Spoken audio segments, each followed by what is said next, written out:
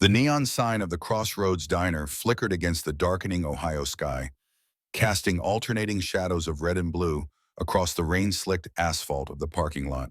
It was 1984, and places like this were becoming relics of a different America, one that was rapidly fading into memory. The building itself stood defiant against time, its metal siding weathered but proud windows gleaming with warm light that promised sanctuary from the coming storm. The distinctive rumble of a Harley-Davidson FXR filled the evening air, its throaty exhaust note echoing off the surrounding trees as it approached. The motorcycle slowed its single headlight, illuminating raindrops that now fell steadily. The rider guided the machine with practiced precision into a parking space near the entrance, the V-twin engine settling into a steady idle before falling silent. Jack Lawson sat motionless for a moment, his weathered hands still gripping the handlebars. At 62, his body reminded him daily of everything it had endured. 4 years in a Korean prison camp, 3 decades of wandering, a lifetime of regret. He removed his helmet, revealing a face that told its own story. A jagged scar ran from his left temple to his cheekbone, a souvenir from a guard who'd taken particular dislike to him. His silver-gray beard was neatly trimmed, contrasting with the wild silver hair that fell to his shoulders. His eyes, though, those were what people noticed. Steel blue alert, constantly scanning. The eyes of a man who had learned the hard way that survival meant never letting your guard down. Jack swung his leg over the motorcycle with the fluid motion of someone who'd spent thousands of hours in the saddle. He stood for a moment, stretching his back, surveying the parking lot with an automatic sweep that had become second nature. The rain was coming down harder now, drumming against his leather jacket. The same shot perfecto he'd owned since 1975. He reached into the saddlebag and removed a wooden box about the size of a cigar container, tucking it inside his jacket. The diner's door opened with a cheerful bell that belied the gravity of Jack's mission. Inside, the warmth hit him first, then the smells: coffee-grilled onions, fresh pie. The jukebox played Johnny Cash's "I Walk the Line," the man in black's deep voice filling the room.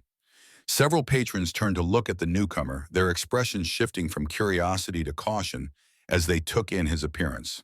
Jack stood at the entrance water, dripping from his jacket onto the checkered floor.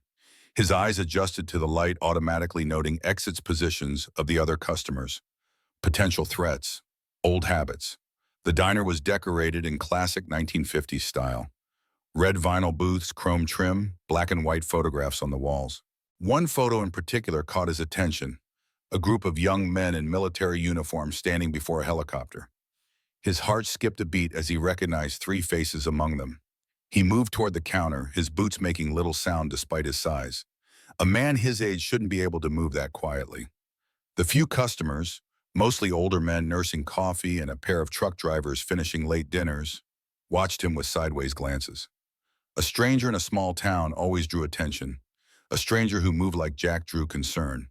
He took a seat at the counter, placing the wooden box carefully before him. The waitress approached, a woman in her late 50s, her brown hair streaked with gray, pulled back in a practical ponytail. Her name tag read Margaret. Her eyes were tired but kind, her movements efficient from decades of practice. "Coffee, please, black." Jack set his voice a low rumble that hadn't been used much lately. Margaret nodded and reached for the pot. "You passing through or staying a while?" Her tone was conversational but cautious.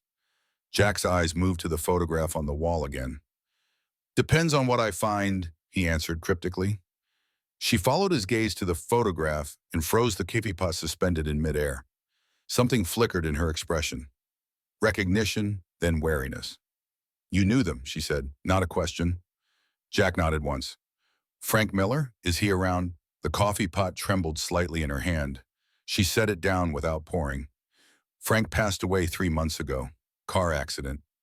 Her voice held steady, but her eyes told a different story. "I'm his wife, Margaret Miller." The news hit Jack like a physical blow, though his expression betrayed nothing. 11 years too late, again. He looked down at the wooden box, then back to Margaret. "I'm sorry to hear that. Frank was a good man." "You're him, aren't you?" Margaret leaned forward, studying his face. "Jack Lawson, the one who never came back." Jack's eyes narrowed slightly. "Frank mentioned me many times." She finally poured his coffee, her composure regained. He always said if Jack Lawson ever walked through that door, I should listen to whatever he had to say. She glanced around the nearly empty diner. My shift ends in 20 minutes. Whatever brought you here after all this time must be important. Jack took a sip of his coffee, letting the bitter warmth spread through him. It is. Margaret moved away to tend to her other customers, leaving Jack alone with his thoughts and the wooden box. He ran his fingers over the smooth oak surface, remembering the day Frank had carved it sitting outside their tent in the Korean jungle. They'd been young then, barely out of their teens, special forces operators on a mission that would change their lives forever. He opened the box carefully. Inside lay a purple heart medal and a folded yellowed letter. The letter had arrived 2 weeks ago, postmarked the day before Frank died. 11 years after Jack had been declared dead, then miraculously returned from a POW camp that officially didn't exist. 11 years after he discovered his wife had remarried, believing the Army's assurances that he was gone. 11 years of drifting from town to town on his Harley, taking mechanic jobs when money ran low, never staying long enough to form connections. And now Frank was calling him home from beyond the grave. The bell above the door jingled, drawing Jack's attention. 3 men entered, shaking rain from their coats. The leader was a man in his early 60s, impeccably dressed in an expensive suit despite the late hour and casual setting. Silver-haired tan with the confident posture of someone accustomed to authority. Behind him stood 2 younger men with the unmistakable bearing of hired muscle, one a former boxer by the look of his flattened nose, the other with military-style haircut and posture. Jack knew the older man immediately, though it had been over 40 years since they'd last spoken. Maxwell Bennett, once their high school's golden boy football star and class president, now judging by his clothes and entourage, a man of considerable influence. Several emotions crossed Bennett's face as he noticed Jack. Surprise, recognition, then something harder to read. Calculation, perhaps. His smile didn't reach his eyes as he approached. "Well, look who's risen from the dead," Bennett said, his voice carrying the polished tone of someone used to boardrooms and country clubs. Jack Lawson, the hometown hero, returns at last. Jack didn't stand or offer his hand. "Maxwell," Bennett chuckled, turning to his companions. "Jack here was the toughest kid in Riverdale High, weren't you, Jack, before you and Frank went off to play soldier?" He turned back to Jack. "Though I heard you got more than you bargained for over there." Jack remained expressionless, but his right hand tightened almost imperceptibly around his coffee cup. Margaret had emerged from the kitchen, her face tense as she observed the interaction. "I'm looking for Maggie Miller," Bennett said to her, his tone shifting to businesslike efficiency. "I believe we had an appointment." "We don't have an appointment, Mr. Bennett," Margaret replied, her voice cooler than when she'd addressed Jack. "I told your secretary yesterday that I needed more time to consider your offer." Bennett's smile tightened. "Time is money, Maggie, and frankly, this place isn't worth what I'm offering. The highway project breaks ground in 3 months, and this property will be worth half what I'm offering once construction starts. I'm doing you a favor." Jack observed the exchange, silently pieces falling into place. The Interstate Commerce Project. Mishar Siam. Frank had mentioned it in his letter. "The answer is still no," Margaret said firmly. "This diner was Frank's life. It's my son's inheritance." "Speaking of your son," Bennett said, his tone taking on a subtle edge. "How is Michael finding his job at the gas station? I hear he's hoping for that engineering scholarship to state." The implied threat hung in the air. Jack caught Margaret's eye briefly, saw the flash of worry there. From the kitchen doorway, a young man of about 18 appeared, tall and lean, with Frank's build and dark hair, wearing a cook's apron. He wiped his hands nervously on a towel as he assessed the situation. "Mom, everything okay?" he asked, eyes darting between Bennett and his mother. "Everything's fine, Michael," Margaret assured him, though her voice lacked conviction. One of Bennett's men, the one with the boxer's nose, nudged his employer and nodded toward Jack, muttering something. Bennett's expression shifted as he took a closer look at the wooden box and the purple metal visible inside. "Still carrying around old war souvenirs, Jack?" Bennett asked, his tone mockingly sympathetic. "Some of us moved on, built something of ourselves. This town, for instance. Riverdale Development Corporation has transformed this dying farm community into a future commercial hub." He gestured expansively. "But progress requires change. Some old establishments need to make way." Jack finally spoke, his voice low, but carrying clearly in the now silent diner. Some things shouldn't change, Max, like respecting a widow's wishes. Bennett's smile vanished. The boxer-nosed man stepped forward, his stance aggressive. You got something to say to Mr. Bennett, old man? Jack didn't even glance at him. His eyes remained fixed on Bennett, steady and unblinking. This conversation isn't with you. The man reached out to grab Jack's shoulder. What happened next occurred so quickly that most observers would have had difficulty describing it. Jack's hands shot up, locked around the man's wrist, and applied precise pressure to a nerve point. The larger man froze, a look of shock and pain crossing his face. Ray doesn't like disrespect, Bennett said, appearing unfazed by his employee's predicament. Neither do I.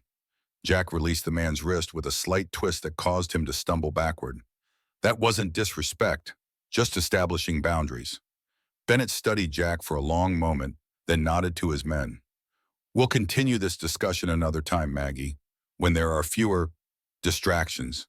He turned to leave, then paused. By the way, Jack, sorry about Frank. Terrible accident. These mountain roads can be treacherous, especially if a vehicle's maintenance isn't up to par. The statement hung in the air like a poison cloud. Jack's expression remained neutral, but something dangerous flickered behind his eyes. Bennett smiled thinly and led his men out the door, the bell jingling cheerfully in their wake. As the door closed, Margaret let out a shaky breath. The few remaining customers murmured among themselves, some throwing curious glances toward Jack, others studiously avoiding looking his direction. Michael approached the counter, his young face a mix of curiosity and suspicion. Who are you? He asked Jack directly. Jack closed the wooden box carefully before answering. I served with your father in Korean, Special Forces. I hadn't seen him in a long time. Dad never mentioned a Jack Lawson to me, Michael said, his tone guarded. Margaret placed a hand on her son's shoulder. That's because Jack was listed as killed in action in 1973. Your father, he took it hard. She turned to Jack. Then 3 years later, the news reported you'd been found alive in a prison camp. Frank tried to contact you, but I wasn't ready. Jack finished simply. No excuses, no explanation that would suffice. The last customers were paying their bills, casting curious glances at the trio at the counter. Soon the diner was empty, except for Jack, Margaret, and Michael. Margaret flipped the sign on the door to closed and locked it, then drew the blinds. Why now? She asked, returning to stand across the counter from Jack. After all these years, Jack pushed the wooden box toward her. Frank sent me this 2 weeks ago. He extracted the letter and handed it to her, postmarked the day before he died. Margaret unfolded the paper with trembling fingers and read aloud. Jack, if you're reading this, I'm probably gone. They're coming for me. I need you to protect Maggie and Michael. They're in danger because of what I've discovered about Bennett and the Interstate Project. There's more to tell, but not in writing. Find the files in my office. Trust no one in town administration or law enforcement. Bennett has them all in his pocket. You're the only one I trust with this. I wouldn't ask if there was any other way. Frank. Margaret looked up, her face pale. What does this mean? What had Frank discovered? Jack's eyes moved to Michael, then back to Margaret. I think we should continue this conversation somewhere more private. Margaret nodded slowly. There's an office in the back. It was Frank's space. She hesitated, then added, he kept it locked. I haven't been able to bring myself to go through his things. They moved to the back of the diner through the kitchen, where the grill had been shut down for the night. A narrow hallway led past a storeroom to a small office with a solid wooden door. Margaret produced a key from her pocket. He always kept it with him, she said softly. I found it with his personal effects after the accident. The office was small but meticulously organized. A metal desk dominated the space with filing cabinets along one wall and a corkboard covered in notes and maps on another. A worn leather chair sat behind the desk, and a small safe was visible in one corner. Did the police investigate his death? Jack asked, scanning the room. Margaret's expression hardened. Sheriff Donovan took a report, said it was clearly an accident, brake failure on Sawmill Road. The drop there is over 100 feet. Her voice cracked slightly. They found the truck at the bottom of the ravine. He died instantly, they said. And you didn't believe it was an accident, Jack stated, recognizing the doubt in her voice. Frank was meticulous about maintaining his vehicles. Michael interjected. He taught me everything about car maintenance, and since I was 12, that truck was in perfect condition. Margaret moved to the desk, running her fingers over its surface. He became secretive in the weeks before his death, making phone calls when he thought I couldn't hear, coming to the office late at night. She looked up at Jack. The night he died, he told me that if anything happened to him, I should expect you. That seems impossible now, but that's what he said. Jack nodded slowly, processing this information. Frank was many things, but he wasn't paranoid. If he thought he was in danger, he had reason. He approached the corkboard, studying the materials pinned there. Most were related to diner operations, invoices, schedules, supply orders. But in one corner, partially hidden behind a calendar, was a map of Riverdale County with markings in red pen. Jack carefully moved the calendar aside to reveal the full map. The Interstate Commerce Project, he murmured, recognizing the proposed highway route highlighted in red. Several properties along the route were circled, including the diner's location. But there was another marking, an X drawn at a remote location several miles from the highway path on what appeared to be Bennett property. Michael had moved to stand beside him. Dad was obsessed with that project, said it would destroy the town, not save it. Bennett's been buying up properties all along the proposed route, Margaret added, offering fair prices at first, then when people refuse, things happen. Business downturns, bank loans, called in zoning problems. Jack turned to the safe in the corner. Does either of you know the combination? Margaret shook her head. Frank never shared it with me, said it was better I didn't know. Jack knelt before the safe, studying it. A standard Century model from the mid-70s. He'd opened similar ones before during his Special Forces training. He pressed his ear against the metal door, fingers gently turning the dial, listening for the subtle clicks of the mechanism. Years of practice had given him exceptional tactile sensitivity. After several minutes of careful manipulation, he felt the final tumbler fall into place. The handle turned and the safe door swung open. Inside were several folders, a small lockbox, and a revolver. A .38 Special that Jack recognized as standard military officer issue from their Korean days. He removed the folders and placed them on the desk, then checked the revolver. Loaded, clean, ready for use. Frank had been preparing for trouble. The first folder contained property records for the diner insurance documents in the deed to the Miller family home. The second held newspaper clippings about the Interstate Commerce Project dating back 3 years. Jack spread these across the desk, scanning headlines. Major development plan for Riverdale. County approves highway connector. Bennett Corp promises economic revival. The third folder was labeled simply Maxwell. Inside were photocopies of financial records, bank transfers, and what appeared to be internal memos from Bennett's corporation. Jack examined these closely, his expression darkening as he read. Frank was investigating Bennett, he said finally. These documents suggest the interstate project isn't just about economic development. There are financial irregularities, payments to county officials, falsified environmental impact statements. Margaret looked over his shoulder at the documents. Is this why they killed him, because he discovered corruption?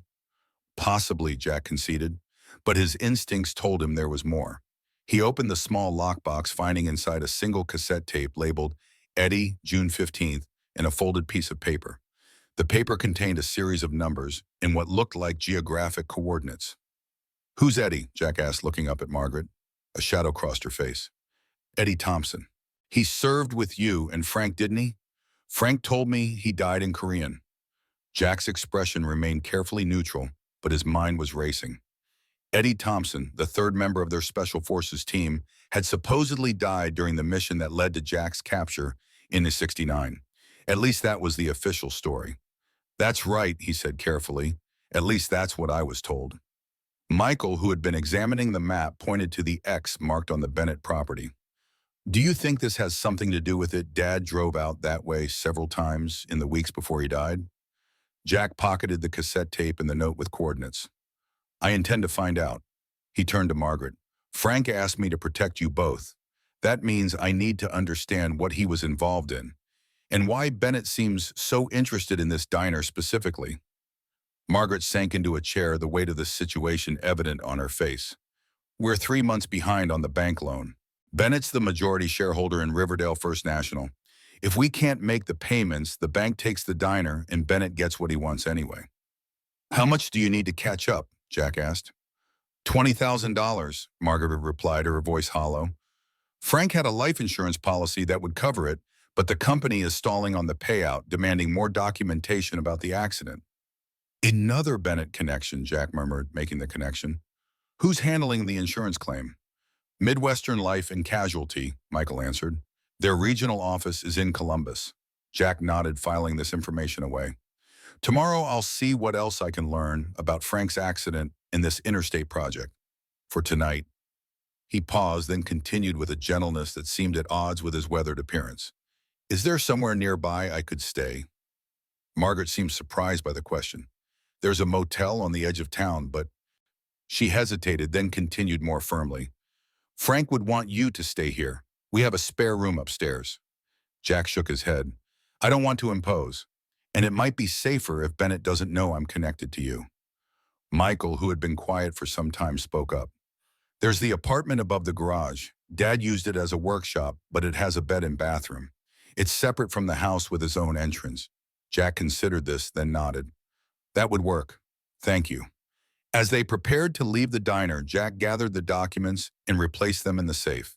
He kept only the tape, the coordinates, in one file containing the most damning evidence against Bennett. The revolver he holstered in a concealed carry position under his jacket, a habit from years of living on constant alert. The rain had subsided to a gentle drizzle when they stepped outside. Jack retrieved his motorcycle while Margaret and Michael got into their car, an aging Ford station wagon that had seen better days. As he followed them through the quiet streets of Riverdale, Jack's mind was processing everything he'd learned. Frank Miller had discovered something that got him killed. Bennett wanted the diner property badly enough to resort to threats and possibly murder. And somehow it all connected to their shared past, to Korean, to Eddie Thompson, to the mission that had changed all their lives. Jack knew one thing with absolute certainty: he wouldn't fail Frank again. Whatever his old friend had discovered, whatever danger threatened his family, Jack would see it through. He owed Frank that much. He owed it to himself. The Miller's home was a modest two-story farmhouse on the outskirts of town with a detached two-car garage. As they pulled into the gravel driveway, Jack noticed how Margaret instinctively scanned the surroundings, a habit she'd likely developed since Frank's death. They were being careful. Good. The apartment above the garage was simple but clean. A single room with a bed, small kitchenette, and a bathroom just large enough for a shower stall. Tools lined the walls and a workbench stood under the window. Frank's domain. The space smelled of motor oil, metal, and the faint scent of the same aftershave Frank had used in Korean. It was like stepping into a time capsule. It's not much, Margaret apologized, switching on the lights, but it's private. It's perfect, Jack assured her.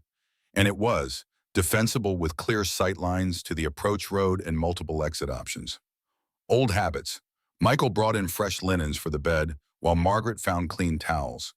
Their efficiency spoke of people accustomed to managing on their own, making do with limited resources. Jack set his duffel bag on the workbench and hung his jacket on a wall hook. We'll talk more in the morning, Margaret said as they prepared to leave. She paused at the door. Jack, thank you for coming. I don't know what Frank was involved in, but he trusted you. That's enough for me. After they left, Jack secured the space, checking locks, positioning furniture to create an early warning system if anyone tried to enter while he slept. He placed Frank's revolver under his pillow and the wooden box containing his own Purple Heart on the nightstand. Only then did he allow himself to truly feel the weight of the day. Frank was dead, murdered most likely. And Jack had arrived too late to save him, just as he'd been too late for so many others in his life. His wife who'd remarried believing him dead, his parents who'd passed away while he was in the prison camp, the men in his unit who'd died while he survived. He moved to the window, looking out at the quiet countryside. Somewhere out there, Bennett was planning his next move. Jack had no illusions about what he was up against. Bennett had money, influence, connections. Jack had combat skills that were decades old, instincts honed by years of survival, and a promise to keep. He removed the cassette tape from his pocket, studying it in the dim light. Eddie Thompson, the third member of their team, the man who had supposedly died in the ambush that led to Jack's capture. What connection did he have to all this after all these years? Jack didn't have a tape player, but he was certain he'd find one in the diner. Tomorrow would bring answers, and possibly more danger. But for now, he needed rest. He lay on the bed fully clothed except for his boots, the revolver within easy reach. Sleep didn't come easily to Jack Lawson. It never had not since Korean. But tonight, in the workshop of his dead friends, surrounded by the tools and scents of a life well lived, he fell into a deeper sleep than he had known in years. And for once, the nightmare stayed at bay. Morning came with the sound of a rooster crowing somewhere nearby. Jack was instantly alert, his hand moving to the revolver before his conscious mind had fully registered the innocent source of the sound. He rose and moved to the window. The eastern sky was painted in shades of pink and gold, the fields surrounding the Miller property bathed in early light. No sign of movement, no vehicles on the approach road. He performed his morning routine with military precision, washing, shaving, checking his few possessions. The leather jacket worn but still serviceable, the boots polished from habit, the wallet containing $752 in cash, a driver's license in his own name, and a VA identification card he rarely used. The wooden box with his Purple Heart. These were the sum total of Jack Lawson's worldly possessions. Everything else he needed was on his motorcycle or in his mind. A knock at the door interrupted his thoughts. He moved silently to answer it, revolver held low against his leg. Through the window, he saw Michael standing on the landing, holding a thermos and a paper bag. Jack tucked the weapon into his waistband at the small of his back and opened the door. "Mom sent breakfast," Michael said, offering the items. "Coffee and egg sandwiches." "Thank you," Jack had replied, accepting them. He hesitated, then stepped back. "Would you like to come in?" Michael entered cautiously, his eyes taking in the space that had once been his father's domain. "Dad spent a lot of time up here, working on engines mostly, teaching me." His expression was a complex mix of grief and determination. He talked about Korean sometimes. Never in detail, but he mentioned a Jack and an Eddie. Said you were the best soldiers he ever knew. Jack has set the breakfast items on the workbench. "Your father was a good man, the best I knew." Michael's gaze hardened. "If Bennett killed him, I want to help you prove it." The vehemence in the young man's voice gave Jack pause. "This could be dangerous, Michael. Your father would want you safe." "My father would want justice," Michael countered. "And I'm not a kid. I know this town, the people in it. I can help." Jack studied him carefully. Frank's son had his father's determination, that much was clear. And he was right about knowing the town and its people, information Jack would need. "All right," Jack conceded, "but you follow my lead, and if things get too dangerous, you step back." "Deal." Michael nodded firmly. "Deal." He pulled a folded newspaper from his back pocket and handed it to Jack. "You might want to see this. Just came out this morning." The Riverdale Gazette's headline read, "Interstate Commerce Project Gains Federal Approval." Beneath was a photograph of Maxwell Bennett shaking hands with what appeared to be a state congressman. The article detailed how the project would bring walls in economic growth to the struggling rural county, with construction scheduled to begin in 3 months. "Bennett's been working on this for years," Michael explained. "Dad said it was suspicious how fast the approvals came through, how environmental concerns were dismissed." Jack skimmed the article. "Does Bennett own the newspaper too?" "Not officially, but the editor's son works for Bennett Industries." Jack nodded. Information, connections. These were the currencies of small-town power structures. Bennett had spent decades building his influence, while Jack had been wandering from place to place, running from his past. "I need to examine the site of your father's accident," Jack said, "and I need to listen to this tape." He showed Michael the cassette. "There's a player in the kitchen," Michael offered. "Mom's at the diner already. She opens at 6 every morning." "Let's start there then, after breakfast." Jack opened the paper bag, the smell of eggs and bacon reminding him how long it had been since he'd eaten a home-cooked meal. As they ate, Jack asked Michael questions about the town, about Bennett's operations, about changes in recent years. The young man was observant and articulate, providing details that painted a picture of a community in transition with Bennett at the center of the changes. "Most people see him as Riverdale's savior," Michael explained. "The farms have been struggling for years, and the factories closed down in the 70s. Bennett promises jobs prosperity." And those who oppose him. Michael's expression darkened. They tend to have bad luck, like Harlan Jenkins, who refused to sell his farm. Suddenly, the bank called in his loan, or Sarah Thompson, whose insurance claim was denied after her husband died. Jack's attention sharpened. Thompson. Any relation to Eddie Thompson? His widow. She still lives out on River Road. Her husband was declared killed in action in Korean, but his body was never recovered. Dad used to check in on her now and then. Another piece of the puzzle. Jack filed the information away for later. After breakfast, they headed to the main house. It was a modest farmhouse, well-maintained, but showing signs of financial strain. Repairs put off paint fading in places. Inside, the decor was simple and homey. Family photographs lined the walls of the living room. Michael's graduation, Margaret and Frank on their wedding day, Frank in his military uniform. Jack paused at one particular photo. Frank, Eddie, and himself standing before a helicopter, in Korean, young and confident, unaware of what lay ahead. The same image he'd seen in the diner. Dad kept that on his bedside table, Michael said quietly. Said it reminded him of who he was fighting for.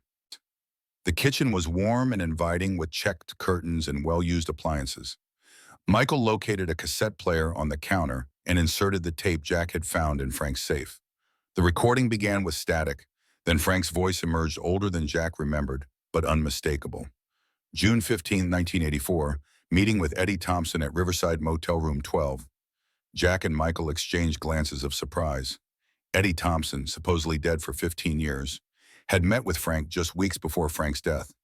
The tape continued, capturing a conversation between two men. Frank's voice was clear, the other more hesitant, rougher. It's all connected, Frank, Eddie's voice said. Bennett, the project, what happened in Nam. He's been planning this for years. You're sure about the shipments? Frank asked. Positive. 3 so far coming through the old mining property. That's why he needs the highway. Legitimate cover for transport. Same playbook as Nam. We need proof, Eddie. Something solid to take to the feds. Bennett owns everyone local. Working on it, but we need to be careful. These people killed before they'll do it again. The conversation continued, discussing surveillance plans, potential evidence. Then Eddie's voice turned urgent. If anything happens to me, there's a fail-safe. Remember that bunker we found? I've left everything there. Coordinates are a series of numbers followed, matching those on the paper Jack had found with the tape. And if something happens to both of us, Frank asked. A pause. Then it's down to Jack. If he's still the man we knew, he'll finish what we started. The tape ended with static. Jack and Michael sat in silence for a moment, processing what they'd heard. Dad never told us Eddie was alive, Michael said finally. And what shipments were they talking about? Jack's mind was working through the implications. In Korean, we uncovered an operation smuggling heroin back to the States using military transport. Someone high up was involved. We were ambushed before we could report it. He looked at Michael gravely. The coordinates on this tape point to Bennett's old mining property. I think Eddie and Frank discovered Bennett is using the interstate project as cover for drug trafficking. That's why they killed Dad. Michael said, his voice hollow with realization. He knew too much. The sound of tires on gravel interrupted them. Through the window, Jack saw a police cruiser pulling into the driveway. He tensed instinctively. That's Sheriff Donovan, Michael said, his tone making clear his distrust of the man. The one who ruled Dad's death an accident. Jack moved away from the window, his mind quickly calculating options. Is there a back way out of the house? Through the mudroom, Michael replied. But you don't have to hide. They don't know who you are yet. Jack considered this. You're right. Better to establish a presence openly than be discovered later. He removed the cassette from the player and pocketed it. Follow my lead. Say as little as possible. They waited as heavy footsteps approached the front door, followed by a loud knock. Michael answered, revealing a heavy-set man in a sheriff's uniform, perhaps 50 years old, with a florid face and the bearing of someone who enjoyed his authority. Morning, Michael, the sheriff said, his eyes moving past the young man to fix on Jack. Who's your visitor? Jack Lawson, Jack answered before Michael could speak. Old friend of the family, just passing through. Sheriff Donovan's eyes narrowed slightly. Lawson, don't recall Frank mentioning any Lawsons. We served together, lost touch after Korean. Jack's tone was neutral, giving away nothing. That's so funny time to show up right after he passes. And the sheriff stepped inside without being invited, his hand resting casually near his holstered pistol. Mrs. Miller, know you're here. She invited me, Jack replied evenly. I'm staying in the apartment above the garage. Donovan grunted, his eyes scanning the kitchen, noting the cassette player. Well, welcome to Riverdale, Mr. Lawson. Small town, everyone knows everyone's business. He turned to Michael. Just stopping by to remind your mother about the property tax assessment hearing next Tuesday. County reassessing values due to the new development. I'll tell her, Michael said stiffly. The sheriff lingered, clearly trying to gauge Jack's purpose. How long you planning to stay, Mr. Lawson? Jack met his gaze steadily. Depends on how long the family needs me. Something passed between the two men, an unspoken challenge. Donovan was the first to look away. Well, I'll let Mrs. Miller know you stopped by, Michael said, clearly trying to end the conversation. Donovan nodded slowly. You do that. He turned to leave, then paused at the door. Oh, and Mr. Lawson, Riverdale's a peaceful town. We like to keep it that way. After the sheriff departed, Jack moved to the window and watched until the cruiser disappeared down the road. He'll report to Bennett, Jack said matter-of-factly. We need to move quickly now. Michael looked concerned. What's our next step? Jack's expression was resolute. We find out what happened to Eddie Thompson, and we visit that mining property. The pieces were falling into place. Frank's letter, Eddie's resurrection, Bennett's project, the coordinates. Whatever Frank and Eddie had discovered had cost Frank his life. Now Jack was the only one left who could finish what they started. He'd arrived 11 years too late to save his friend, but he wasn't too late to protect Frank's family and bring his killers to justice. For the first time in decades, Jack Lawson had a mission worthy of the man he once was. Let's go, he said to Michael. Time to keep a promise. Jack's Harley rumbled along the rural highway, Michael following close behind in his father's old pickup truck. The morning sun cast long shadows across fields that had sustained generations of Riverdale families. Soon these same fields would be buried beneath concrete and commerce if Bennett's plans succeeded. They drove in silence towards Sawmill Road, where Frank Miller had met his end 3 months earlier. Jack's mind worked methodically, organizing facts, identifying gaps, formulating theories. The cassette recording had confirmed his suspicions. Eddie Thompson, their third teammate, had somehow survived Korean and connected with Frank recently. Together, they had uncovered something dangerous about Bennett's interstate commerce project, something worth killing for. Sawmill Road wound through dense forest before descending steeply toward Thompson Creek. The road narrowed as it climbed with a sharp curve at the summit, followed by the steep descent. No guardrails protected vehicles from the 100-foot drop to the rocky ravine below. Jack slowed his motorcycle, scanning the terrain with a soldier's eye. A perfect location for an ambush, or to disguise a murder as an accident. He pulled over at the curve, Michael parking behind him. This is where it happened, Michael said, joining Jack at the edge of the road. His voice was tight with controlled emotion. They found Dad's truck down there. Said he took the curve too fast, brake lines failed. Jack knelt, examining the pavement. 3 months had passed, but faint traces remained: skid marks, broken glass ground into the asphalt, the scrape of metal against the lone boulder that served as a primitive barrier. Show me exactly where they recovered the vehicle, Jack said. Michael pointed to a spot far below where the ravine widened slightly before continuing toward the creek. Down there, it took them hours to reach him. The truck was destroyed. Jack studied the angle of descent, the pattern of the skid marks, the damage to the shoulder of the road. Your father was an experienced driver, especially on these roads. He'd driven this route his entire life, Michael confirmed. In all weather conditions, he was careful, methodical. Jack nodded, pieces falling into place. The official report claimed brake failure, but the skid marks tell a different story. He pointed to the black streaks on the pavement.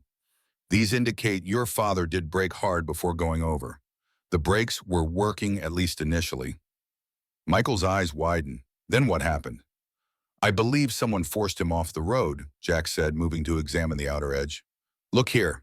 He indicated a series of scrapes and paint transfers on the rocky outcrop. Your father's truck was dark blue, correct? Yes. This paint is black. Consistent with a larger vehicle, possibly an SUV or truck, striking your father's vehicle from behind or the side. Michael's face paled, then hardened with anger.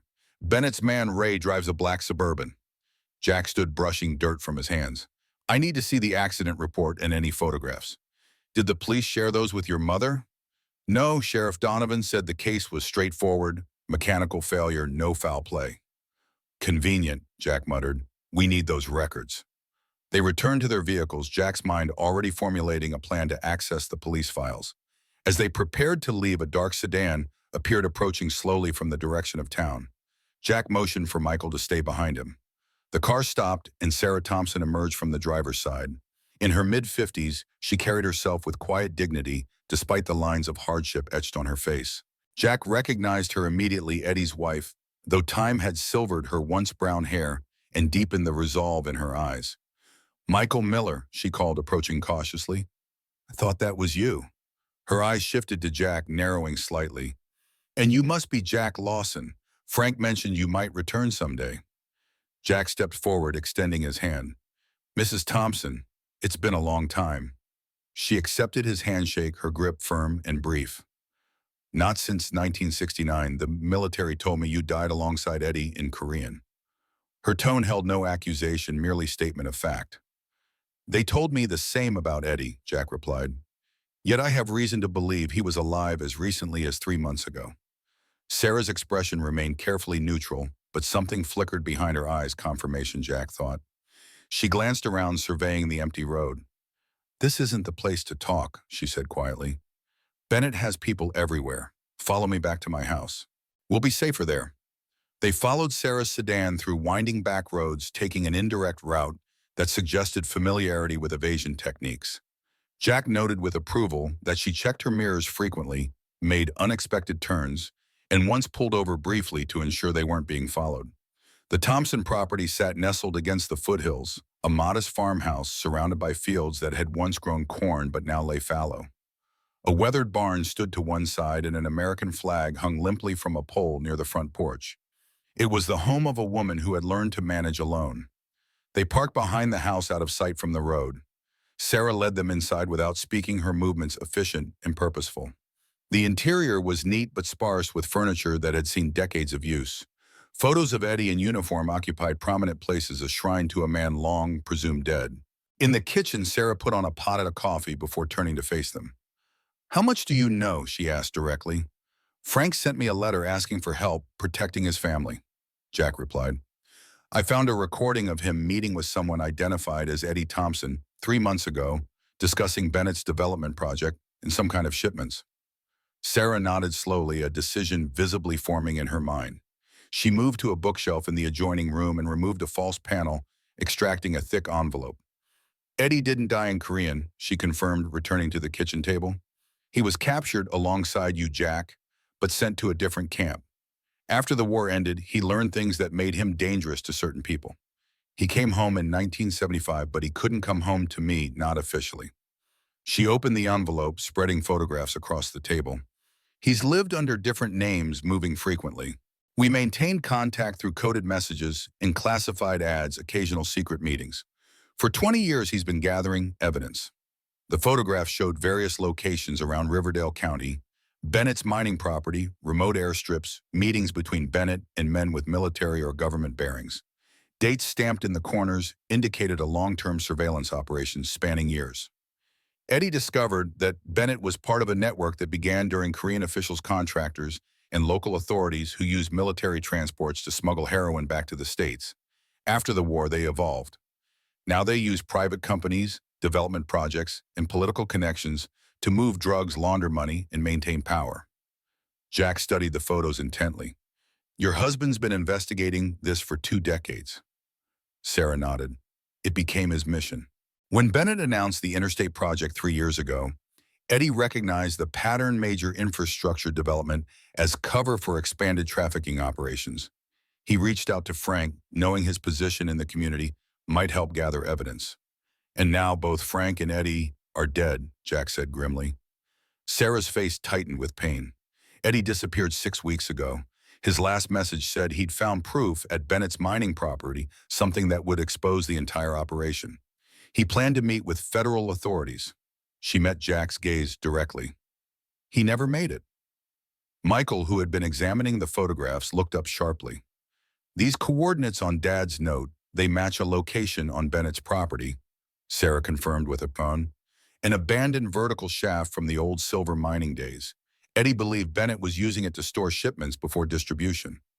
Jack considered this information, weighing options and risks. Bennett knows I'm in town now. Sheriff Donovan will have reported my presence.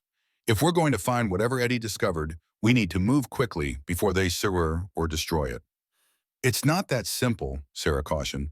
The property is guarded with security patrols and cameras. Eddie spent months studying their routines, finding blind spots. Do you have his notes? Jack asked.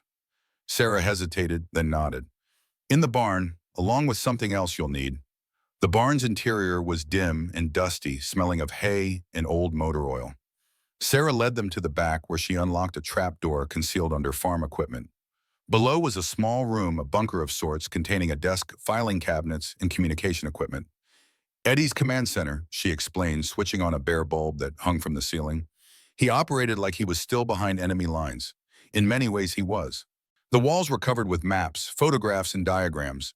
Bennett's properties, the proposed highway route, personnel charts showing connections between local officials, state authorities, and Bennett's corporation. It was the work of a man obsessed, meticulous, and deeply committed to exposing the truth. Sarah unlocked a cabinet and removed a file labeled Mine Operation. Inside were detailed notes on security patrol schedules, guard rotations, blind spots in the camera coverage, and the safest approach roads. Eddie identified a maintenance access tunnel that isn't on any official maps, she explained, pointing to a hand-drawn diagram. It connects to the main shaft about 50 feet below ground. The entrance is concealed in a drainage culvert half a mile from the main property. Jack studied the notes carefully. Eddie's military training was evident in the precision of his observations, the thoroughness of his reconnaissance. When was this information last updated? 2 months ago. After Frank died, Eddie became more cautious, more isolated. He suspected his cover was compromised. Jack turned to Michael. This will be dangerous. I should go alone. Michael's jaw set stubbornly. My father died for this. I'm coming with you. Before Jack could argue, Sarah intervened. Neither of you is going unprepared. She moved to another cabinet and unlocked it, revealing a small arsenal, 2 pistols, a hunting rifle, night vision equipment, and tactical gear. Eddie kept these for contingencies, she said, removing a Colt M1911, the standard issue sidearm they'd carried in Korean. He'd want you to have this, Jack. It's the one he carried back then. He kept it clean, maintained. Jack accepted the weapon, checking it with practiced hands. The familiar weight brought back memories, some he had spent decades trying to forget, others that reminded him of who he'd once been. A soldier, a man of purpose and principle. We'll go tonight, he decided, looking at the patrol schedules. The security rotation changes at 2 a.m., creating a 15-minute window with minimal coverage on the north perimeter. Michael examined the night vision equipment. I've never used anything like this. I'll show you, Jack assured him, but you'll stay as backup. Your job will be to watch the approach road and warn me of any security movement. He turned to Sarah. Do you have communications equipment? She produced 2-way radios with earpieces. Short-range secure frequency. Eddie modified them himself. They spent the next hour reviewing the plans, studying the approach, and preparing equipment. Jack was impressed by Michael's quick comprehension and determination. Frank's son had inherited his father's intelligence and resolve. As they prepared to leave, Sarah touched Jack's arm, holding him back, while Michael loaded equipment into the truck. There's something else you should know, she said quietly. Eddie believes someone in your old unit was working with Bennett back in Korean, someone who betrayed your team and helped establish the smuggling operation. Jack's expression hardened. Did he identify this person? He had suspicions, but no proof. That's partly what he was looking for at the mine records from the early days, proof of the original conspiracy. Jack nodded, absorbing this new dimension. Thank you, Sarah, for keeping Eddie's mission alive, for helping us now. Her eyes held his, searching. Eddie never blamed you, Jack, for surviving when he was presumed dead, for not knowing he'd made it back. He understood the fog of war, the chaos that separated you. Something tight in Jack's chest loosened slightly at her words. One small piece of the burden he'd carried for decades, the survivor's guilt, the questions about what had happened to his brothers in arms, eased. I'll find the truth, he promised, for Eddie, for Frank, for all of us who came home carrying Korean inside us. Sarah's eyes glistened with unshed tears. Be careful. Bennett doesn't just have money and influence. He has people willing to kill to protect his operation. Jack's reply was simple. So do we. Back at the Miller farm, Jack and Michael transferred their equipment to the garage apartment away from prying eyes. They had several hours before nightfall to finalize preparations and rest before the operation. Margaret returned from the diner mid-afternoon, her face tight with worry, as Michael explained their discoveries and plans. Jack expected resistance, arguments about danger and risk. Instead, she listened silently before disappearing upstairs, returning minutes later with a small box. Frank kept this hidden in our bedroom, she said, placing it on the table. I found it after he died but couldn't make sense of it. Inside the box were photographs, ledger pages, and a small notebook filled with Frank's neat handwriting. The photos showed various locations around Bennett's properties with timestamps indicating they'd been taken over several months. Frank was conducting his own surveillance, Jack realized examining the materials. Parallel to Eddie's operation but focused on the financial aspects. The ledger pages contained account numbers, dates, and transaction amounts, evidence of money movement between shell companies, offshore accounts, and legitimate businesses in Riverdale. Frank had meticulously documented a complex money laundering operation tied to Bennett's development projects. This is what got Frank killed, Jack said grimly. Concrete evidence of financial crimes. Margaret nodded, her composure remarkable under the circumstances. What can I do to help? Tonight's operation is reconnaissance only, Jack explained. We need to locate and secure whatever Eddie hid at the mine. But tomorrow we'll need to access Frank's safety deposit box at the bank. Bennett controls the bank, Margarita reminded him. Which is why we'll need a distraction, Jack replied. Something to keep attention focused elsewhere while you access the box. They spent the remaining daylight hours planning, preparing, and resting in shifts. Jack insisted Michael get several hours of sleep before the night operation, while he cleaned and checked their equipment with military precision. As dusk fell, an unexpected visitor arrived, Bill Harmon, the former sheriff who had been forced into early retirement when Bennett's candidate took office. In his late 60s, Harmon carried himself with the straight-back posture of a man accustomed to authority, though his civilian clothes hung loosely on his frame, suggesting recent weight loss.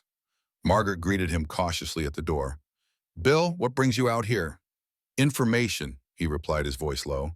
May I come in? Inside, Harmon glanced at Jack with immediate recognition. Special Forces, right? I can tell by how you carry yourself. Jack nodded once. Fifth Group. My brother was 1st Air Cav. Came home in '68. Harmon's expression suggested his brother's homecoming had not been a happy one. I heard you were asking questions about Frank's accident. Word travels fast, Jack observed. Small town, Harmon replied with a shrug, especially when Donovan makes a point of telling Bennett about new faces in town. Jack evaluated the former sheriff, weighing trust against caution. What information do you have? Harmon removed an envelope from inside his jacket. Copies of the original accident report, including photographs I took at the scene. Donovan altered the official record, but I kept my own documentation. Jack examined the photographs, clear images of skid marks, impact points, and Frank's destroyed truck at the bottom of the ravine. Most significantly, several shots showed distinct paint transfers on the rear bumper and driver's side of Frank's vehicle. He was forced off the road, Jack confirmed, finding visual evidence for his earlier hypothesis. Hit from behind first, then sideswiped when he didn't go over immediately. Harmon agreed. I tried to investigate, but 3 days later, the county commissioners voted to replace me with Donovan.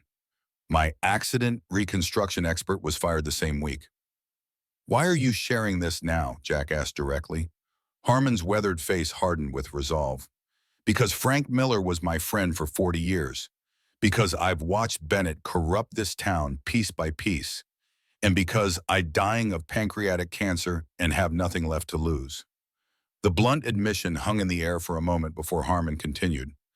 I have maybe 3 months. I'd like to see Bennett brought down before I go. Jack respected the man's directness. We're working on it. Tonight we're checking a location where evidence might be hidden. Harmon nodded thoughtfully. The old silver mine, Eddie's hiding place. Jack's surprise must have shown because Harmon smiled slightly. Eddie contacted me 6 weeks ago, just before he disappeared. Asked about old mining records access points. Did you help him? I gave him what I had, the original surveys from county archives maintenance records from when the mine was operational. Do you know what happened to Eddie? Michael asked. Harmon's expression darkened. Nothing definitive, but the night he disappeared, Ray Connor and Vince Mathis Bennett's enforcers were seen cleaning blood from the inside of Ray's Suburban. Margaret gasped softly while Michael's hands clenched into fists. Jack absorbed the information with outward calm, though inwardly his determination hardened. We could use your knowledge tonight, he told Harmon, your familiarity with the area, the personnel involved. Harmon nodded without hesitation. I'll create a diversion to draw security attention to the main gate, give you more time at the mine shaft. As darkness fell, they finalized their plans. Jack, Michael, and Harmon would approach from different directions using radios to coordinate their movements. Jack would enter the maintenance tunnel, while Michael monitored the perimeter, and Harmon created a distraction at the main entrance. They dressed in dark clothing, Jack and Michael wearing tactical vests provided from Eddie's supplies. Jack carried the Colt 45, while Michael was armed with a smaller 9mm pistol after receiving basic handling instructions. Harmon had his own revolver, a service weapon from his sheriff days. Remember, Jack instructed as they prepared to depart, this is reconnaissance only. We locate the evidence, assess security, and withdraw. No engagement unless absolutely necessary. As they moved toward their vehicles, Margaret stopped them at the door. The stoic woman who had endured her husband's death harassment from Bennett and threats to her livelihood now showed the steel beneath her surface. My husband died for this, she said, her voice steady. So did Eddie Thompson. Be careful, but do what needs doing. She handed Jack a small object, a silver St. Christopher medal. Frank always carried this, for protection. Jack accepted it solemnly, tucking it into his pocket. They departed separately. Harmon in his old Chevy Blazer, Jack on his motorcycle, Michael in Frank's truck, taking different routes toward Bennett's mining property. The night was clear, a half moon providing just enough light to navigate the rural roads without headlights.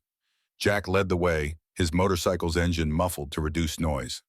They established radio contact using brief coded communications to confirm positions. Bennett's mining property encompassed nearly 1,000 acres of woodland and former pasture in the northern part of the county. The main entrance featured a modern security gate with cameras and guard station, but the perimeter was too extensive to secure completely. Jack had identified their entry point from Eddie's notes, a service road that had once connected to a lumber operation now overgrown and unmarked on current maps. They left their vehicles concealed in a dense stand of trees half a mile from their target, continuing on foot. Jack moved with the silent efficiency of a man who had conducted countless night operations, his senses hyper-alert to every sound and movement in the darkness. Using night vision equipment, they navigated through the forest following the route Eddie had mapped. Michael proved surprisingly adept, maintaining pace in silence despite his inexperience. Training with Frank had clearly prepared him better than Jack had expected. Approaching checkpoint Alpha, Jack murmured into his radio. Status, perimeter clear, Michael confirmed from his position. Diversion ready on your mark, Harmon added from the main entrance area. They reached the drainage culvert that concealed the maintenance tunnel entrance. Decades of neglect had nearly hidden it from view, with vegetation and erosion camouflaging what had once been an engineering feature. Jack located the access point exactly where Eddie's diagram indicated, a rusted metal door built into the culvert's concrete wall, secured with a padlock that showed recent use. Found it, Jack reported. Lock appears active. Security patrol passing eastern perimeter, Michael warned. 2 minutes from your position. Jack examined the lock. It was new, not original to the tunnel, suggesting someone had been using this entrance recently. Eddie, most likely. Using tools from his pack, Jack made quick work of the lock, a skill acquired during Special Forces training and maintained through years of necessity. Initiating diversion in 30 seconds. Harmon's voice came through the earpiece. You'll have approximately 10 minutes before they realize it's a false alarm. The tunnel beyond the door was narrow and damp, smelling of mildew and stagnant water. Jack switched on a small, tactical flashlight, keeping the beam pointed downward to minimize visibility from outside. Boot prints in the mud confirmed recent activity, someone Eddie's size based on the impression and stride length. Diversion active, Harmon reported. Security responding to main gate. Jack moved deeper into the tunnel, which sloped gradually downward. After approximately 200 yards, It intersected with a larger passage, part of the original mine infrastructure. The air was cooler here with a distinct mineral scent of underground spaces. Eddie's notes indicated the main shaft was accessible via a service ladder at the end of this passage. Jack located it without difficulty, a metal ladder descending into darkness, its rungs worn but solid. Before descending, he checked his radio. Entering vertical section. Communications may be limited. Understood, Michael replied. Perimeter still clear. Jack began his descent, the darkness swallowing him as he moved deeper underground. The ladder extended approximately 50 feet before reaching a landing part of the main shaft system that had once been the heart of the silver mining operation. Unlike the neglected access tunnel, this area showed signs of recent use and maintenance. Electric lights on a separate circuit illuminated the space, revealing modern equipment stored along the walls, generators, communications gear, and what appeared to be shipping containers. Jack moved cautiously, scanning for security measures. No cameras were visible, suggesting Bennett relied on the secrecy and inaccessibility of the location rather than active monitoring. The space was organized as a storage and transfer facility, with areas designated for incoming and outgoing shipments. At the far end of the chamber, a metal desk held logbooks and paperwork. Jack examined these, quickly photographing pages with a small camera he'd brought. The records confirmed Eddie and Frank's suspicions. Documentation of shipments moving through the facility, coded entries for contents, destinations, and financial transactions. But this wasn't what Eddie had risked his life to secure. According to Sarah, he'd found something more significant, proof of the original conspiracy evidence connecting Bennett to the Korean-era smuggling operation. Jack searched methodically, thinking like Eddie would. Where would a special forces operator hide critical intelligence in an enemy facility, somewhere accessible but not obvious? Somewhere that would survive if the facility was compromised?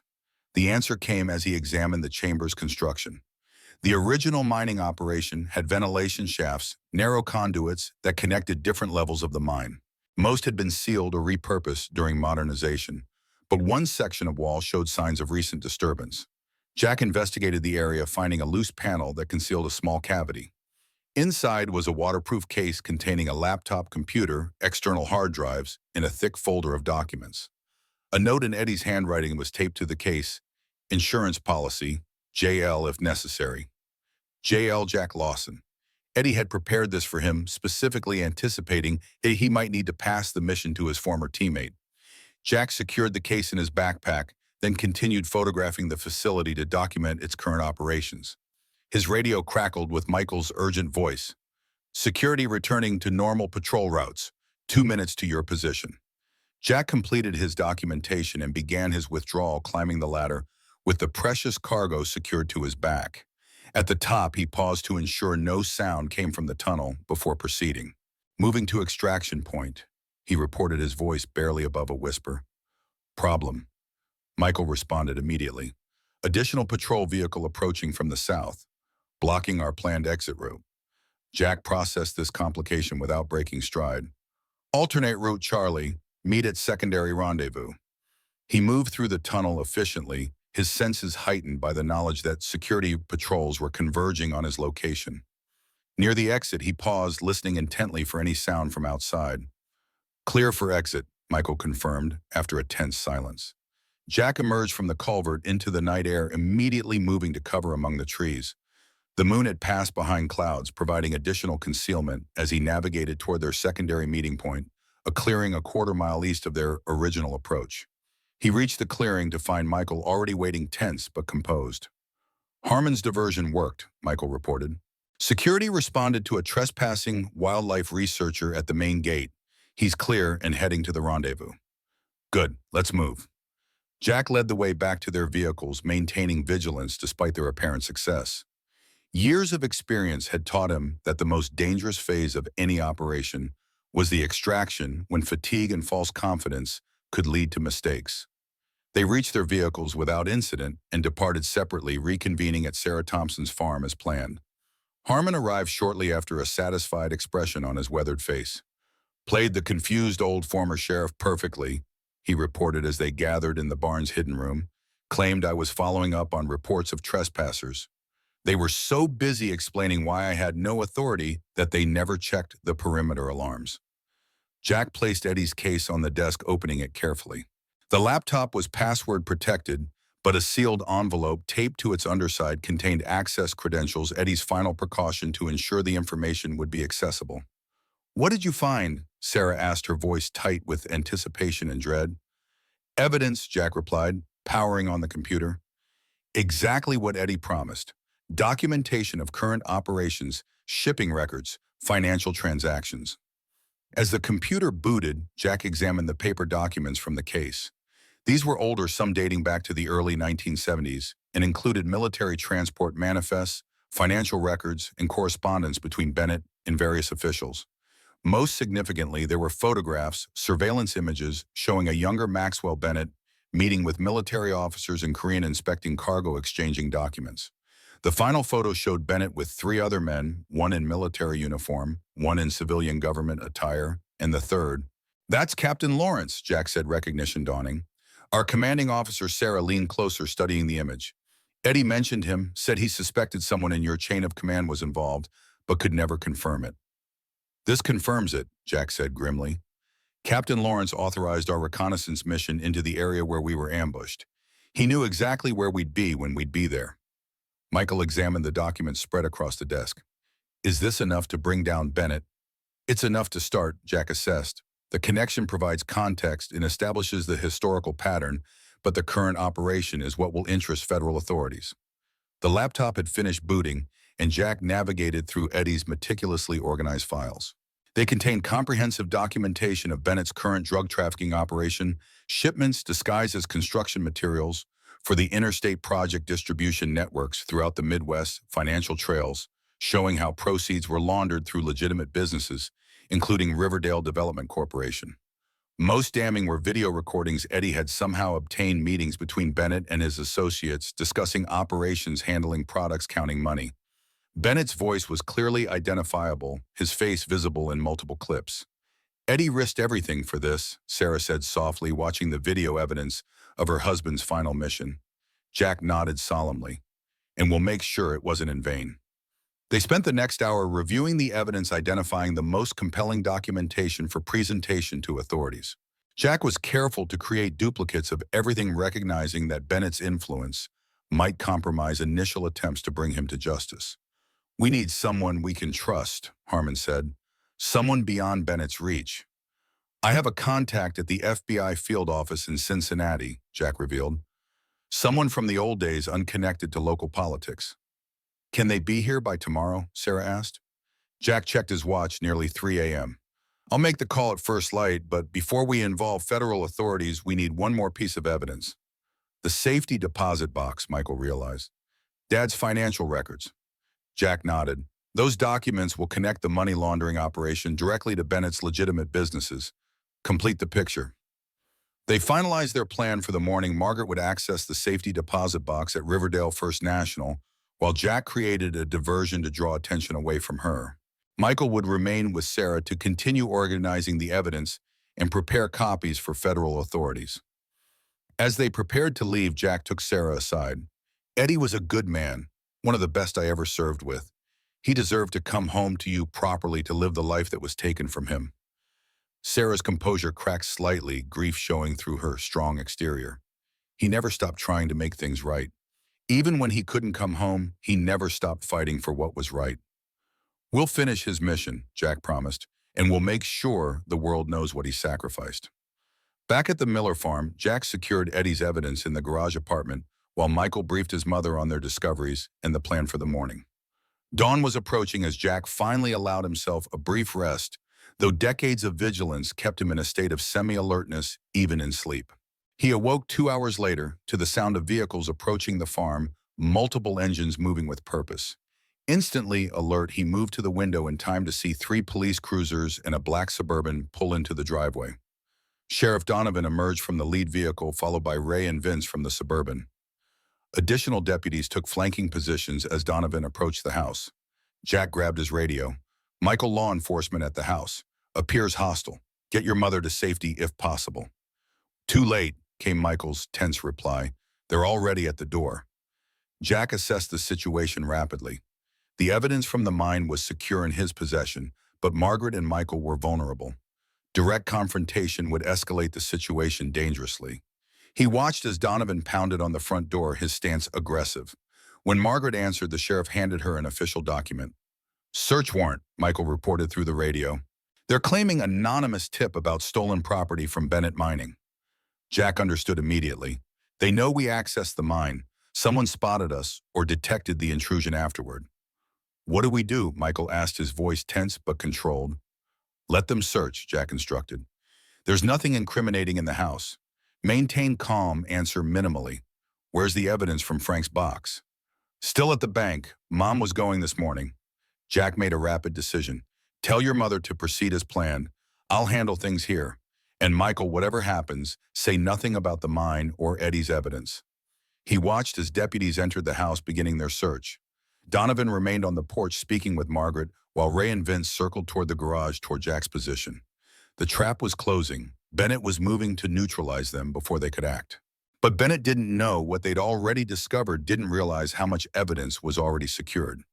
Jack Lawson had survived a prison camp, decades of wandering, and a lifetime of regret. He wouldn't be stopped now, not when justice for Frank and Eddie was finally within reach. Ray and Vince approached the garage, their postures indicating they expected resistance. Jack made a quick decision: not retreat, not confrontation, but tactical repositioning. He secured the evidence in his motorcycle's hidden compartment, then moved silently to the rear exit of the apartment. The endgame had begun sooner than expected, but the objective remained clear: protect the Millers, secure the evidence, and bring Bennett to justice. After decades of running from his past, Jack Lawson was finally running toward something: redemption. Jack slipped through the rear window of the garage apartment moments before Ray and Vince burst through the door. From his concealed position behind the workshop, he watched as Bennett's men searched the small living space with methodical efficiency. They were professionals, not common thugs, but men with training. Former military or law enforcement, Jack assessed, noting their systematic approach and coordinated movements. "Clear," Ray called after checking the bathroom. "No sign of Lawson." Vince knelt beside the bed, examining the impression in the mattress. "He was here recently. Bedding's still warm." Ray activated his radio. "Target not present at secondary location. Likely mobile."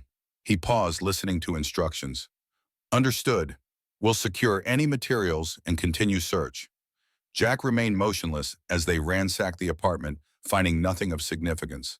The evidence from the mine was safely hidden in a concealed compartment he'd installed in his Harley saddlebag years ago, a precaution born from decades of living on society's margins, carrying possessions that couldn't afford scrutiny.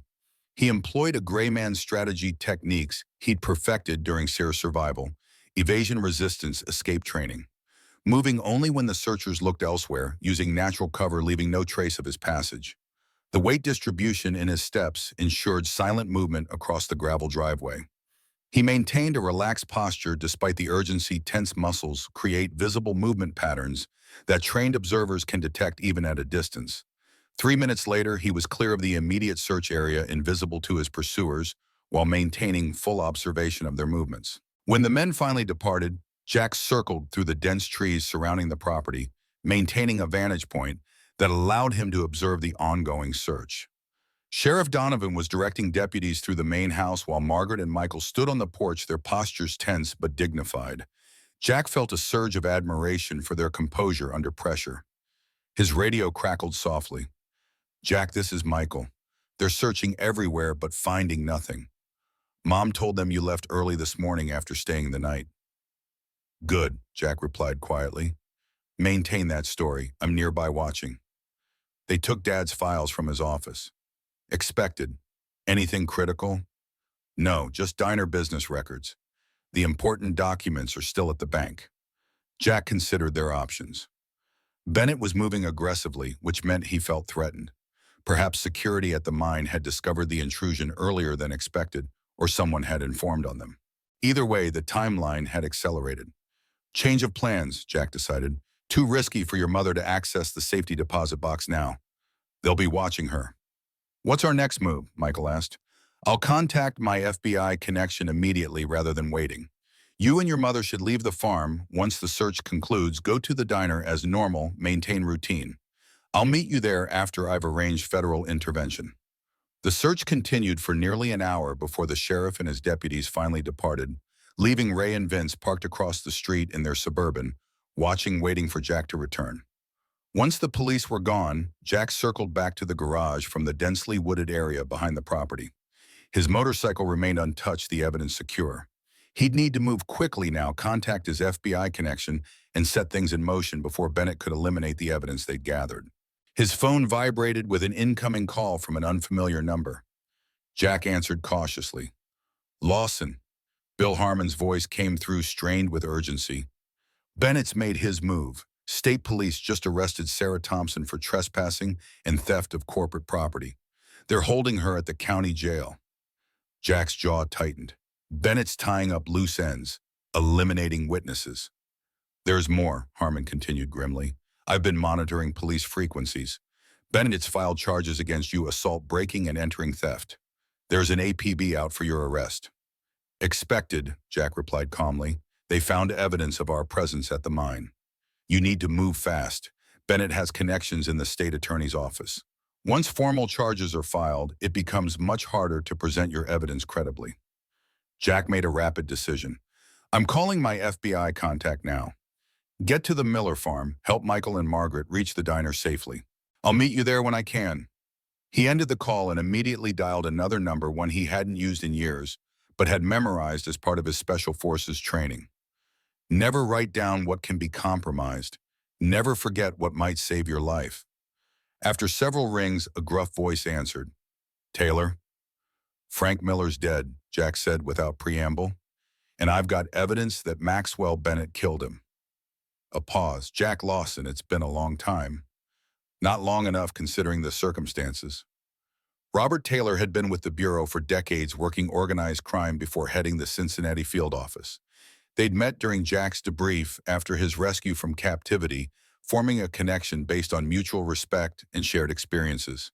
They'd maintained minimal contact over the years: Christmas cards with no return address, occasional messages through mutual connections, an insurance policy of sorts.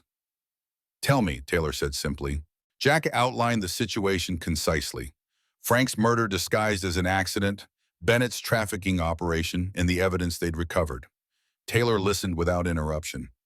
How solid is your evidence? He asked when Jack finished. Comprehensive. Financial records, shipping manifest, video recordings of Bennett directly involved in the operation, plus documentation connecting it to several state officials and possibly a federal judge. Taylor's sharp intake of breath was audible. A sitting federal judge. Which circuit? Ninth Circuit Court of Appeals. Judge Lawrence. Jesus Christ, Jack. The corruption goes higher than I thought. All the more reason for immediate intervention, Jack replied grimly. Agreed. I'll assemble a team and be there in 3 hours. Can you secure the evidence until then? Yes, but Bennett's moving aggressively. He's already arrested one witness and filed charges against me. He'll be looking to eliminate anyone with knowledge of the operation. Stay mobile, Taylor advised. Avoid official channels. I'll come in quiet, no local coordination until we're ready to move. The Crossroads Diner on Route 16. We'll meet there at noon. Understood. And Jack, good to hear your voice after all these years. Let's finish what started back in the day. Jack ended the call and prepared to move. He'd need to reach the diner without being spotted by Bennett's men or local law enforcement. The back roads would be safer, though less direct. He mounted his motorcycle, ensuring the evidence was secure, and started the engine. As he pulled away from the Miller farm using a hunting trail that led through the woods rather than the main drive, Jack glanced back at the house where Frank had built a life after returning a normal life, a family, a purpose. The life Jack himself might have had if circumstances had been different. The morning sun filtered through the trees as he navigated the rural landscape, avoiding main roads and populated areas. His mind worked methodically, planning contingencies, assessing risks. Bennett wouldn't stop with legal maneuvering. Once he realized the extent of the evidence against him, he'd resort to more direct methods. The Millers were in danger, as was anyone connected to the investigation. Jack reached the outskirts of town and abandoned his motorcycle in an old equipment shed on abandoned farmland, another location from Sarah's notes. He continued on foot, using alleys and service passages to approach the diner unseen. The crossroads was busy with the morning breakfast crowd when Jack slipped in through the kitchen entrance. Michael spotted him immediately and ushered him into the office at the back. Margaret was there along with Bill Harmon. They looked up as Jack entered, relief evident on their faces. "We were worried," Margaret said simply. "Bennett's men are watching the diner," Michael reported. "Two plainclothes in a sedan across the street, plus Ray and Vince circling the block every 15 minutes. Jack nodded. "Expected. Bennett knows this is your base of operations." "What's our plan?" Harmon asked. "Sarah's being held without bail and they're looking for you. My FBI contact is on his way with a team. They'll be here at noon." Jack checked his watch. 3 hours. We need to secure ourselves and the evidence until then. Margaret straightened, determination hardening her features. "The diner stays open. Normal operations.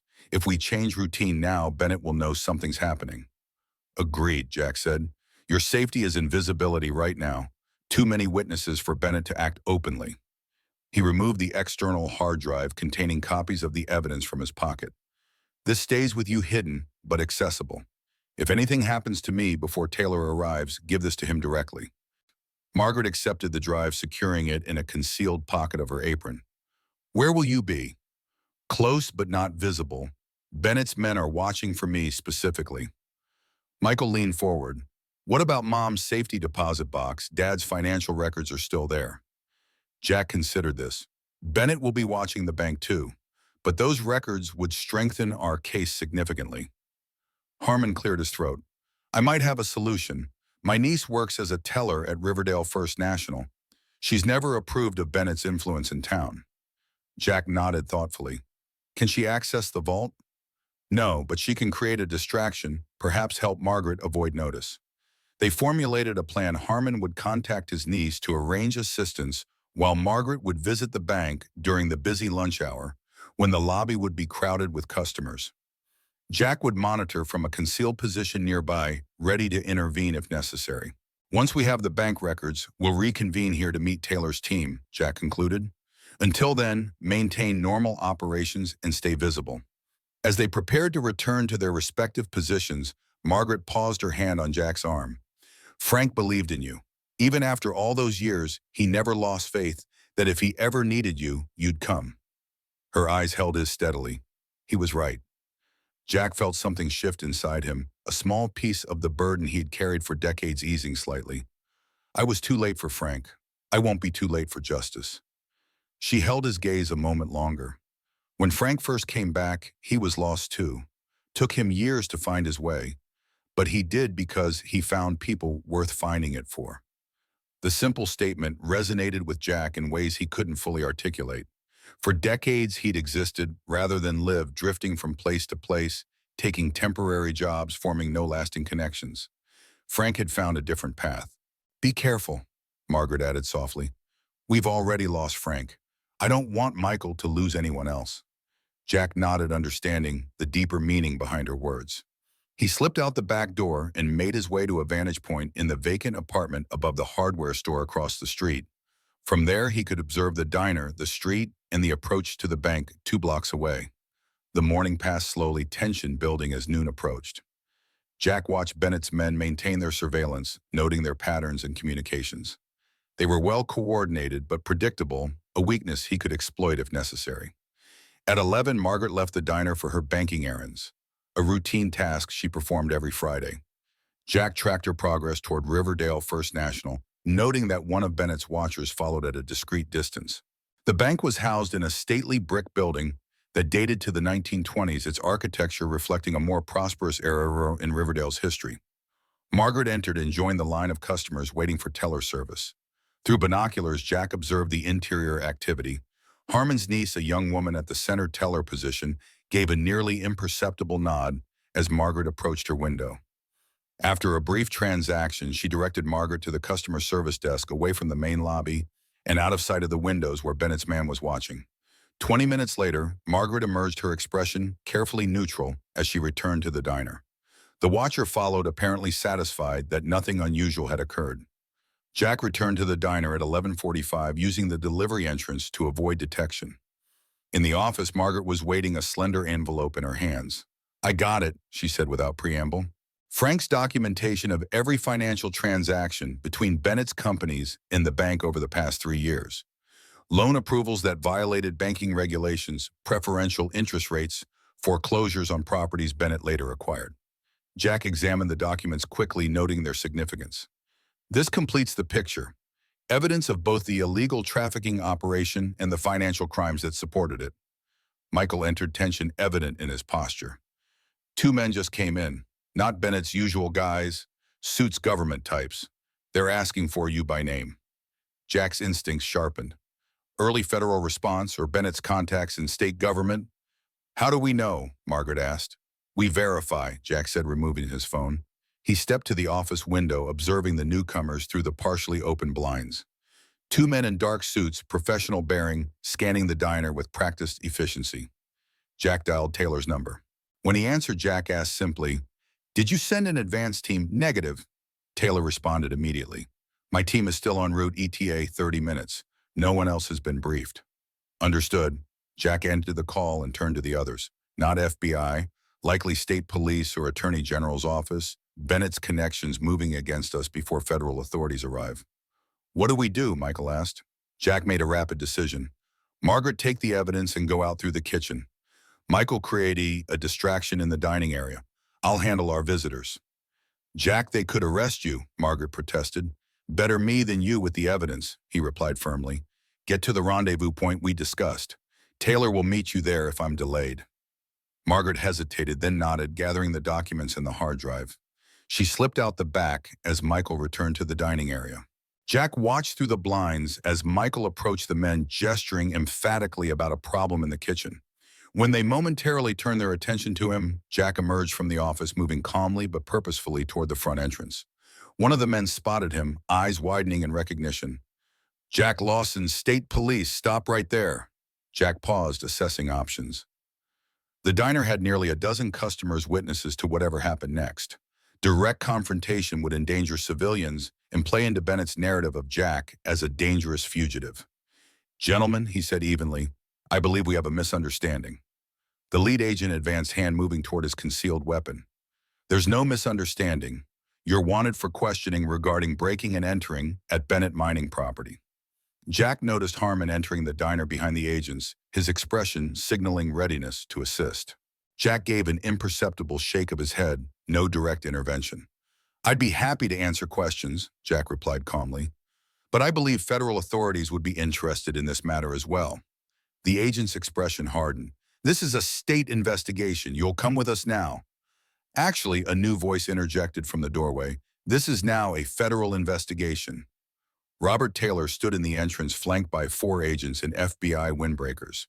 In his 60s now, Taylor retained the commanding presence that had distinguished him throughout his career.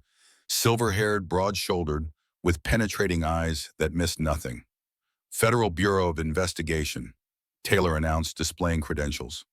We're assuming jurisdiction in this matter, effective immediately. The state agents hesitated, clearly unprepared for federal intervention. The lead agent recovered quickly.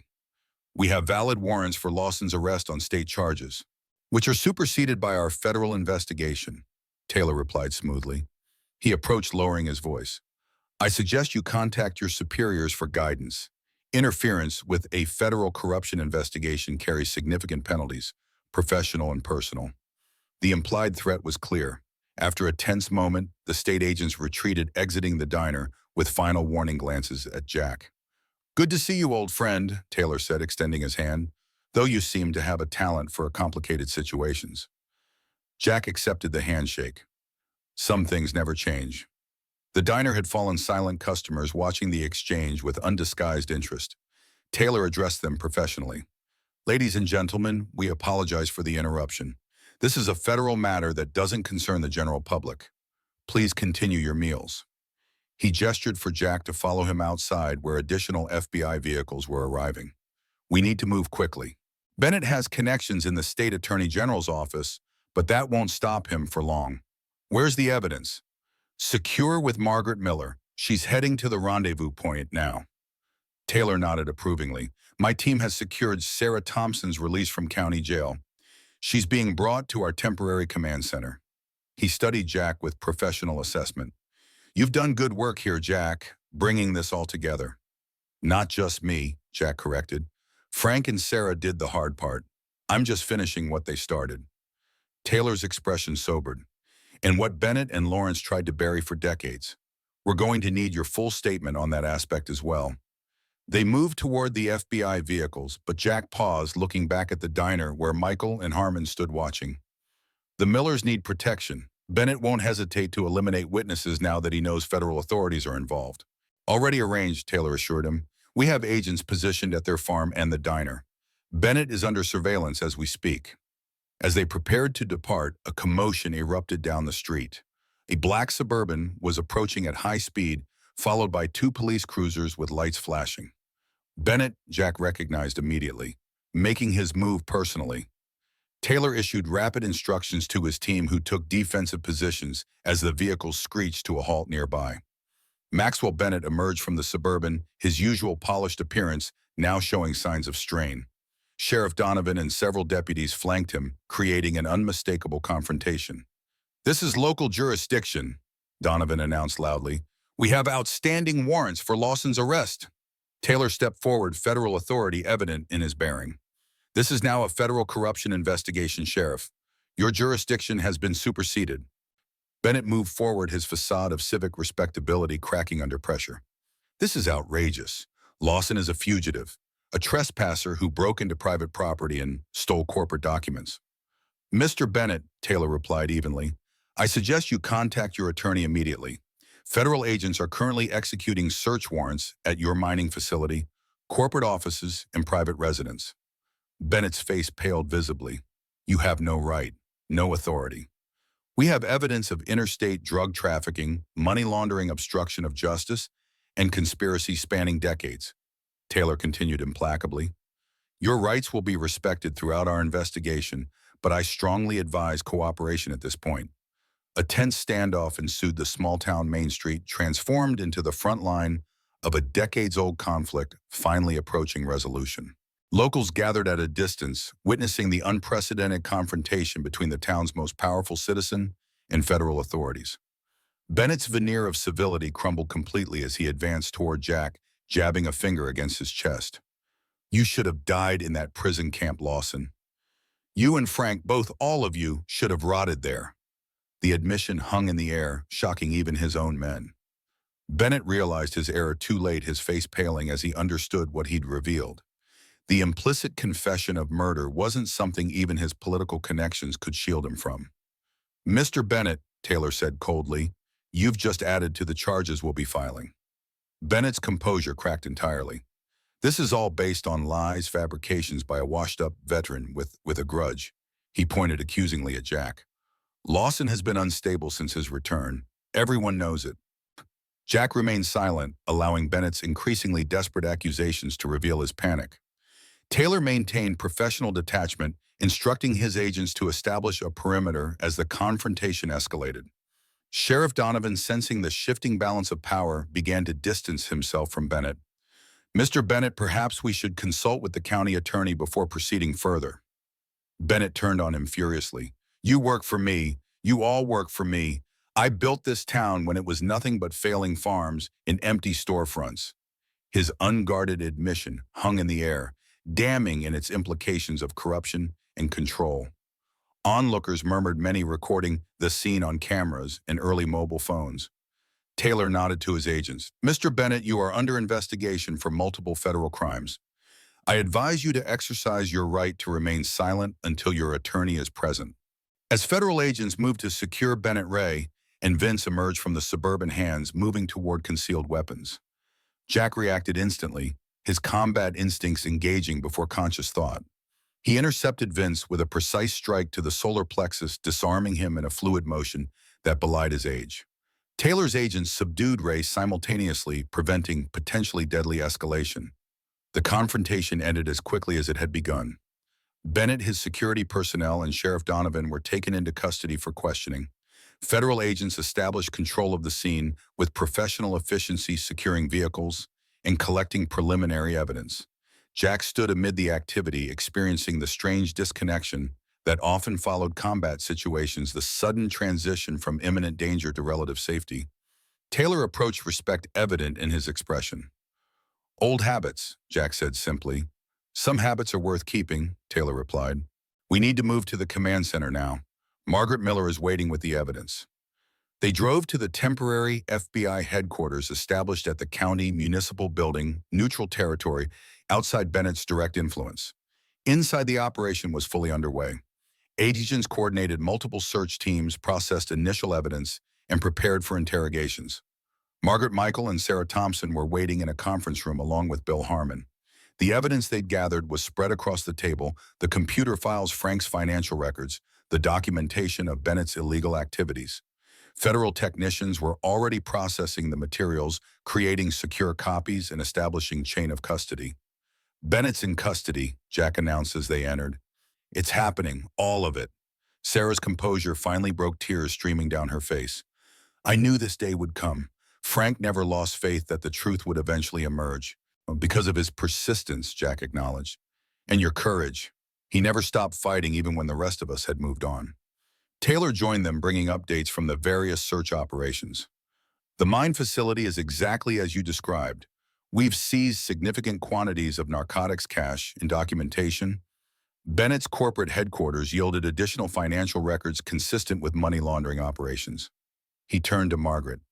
Mrs. Miller, the financial documentation you provided is particularly valuable. It establishes clear patterns of banking violations and connects Bennett's legitimate businesses to his criminal enterprises. Margaret nodded solemnly. Frank always believed in keeping records. Paper trails don't lie, he used to say. What about Lawrence? Jack asked. The judge. Taylor's expression tightened. We've dispatched agents to secure him for questioning. The evidence connecting him to Bennett is compelling. It's not about personal vendettas, Jack clarified. It's about establishing the origin of the conspiracy that continued to the present day. About honoring the truth of what happened to Frank. Taylor nodded, understanding. Your formal statement will be crucial for that aspect. When you're ready. For the next several hours, Jack provided detailed testimony, the history with Bennett, the suspicious circumstances of Frank's death, the discovery of the trafficking operation, and Lawrence's involvement in the conspiracy. Ray and Vince have turned state's evidence, Taylor announced as evening approached. Apparently, they drew the line at killing Frank. They've provided detailed statements about their role in forcing his vehicle off the road. And Donovan, Jack asked. The sheriff is cooperating, fully claiming Bennett misled him. His future depends on how convincing federal prosecutors find that story. Taylor's expression suggested he wasn't optimistic about Donovan's chances. Bill Harmon, who had been quietly listening, spoke up. I've been asked to serve as interim sheriff until special elections can be held. Despite his illness, there was new energy in the former lawman's voice. Might not have much time left, but I can at least help set things right.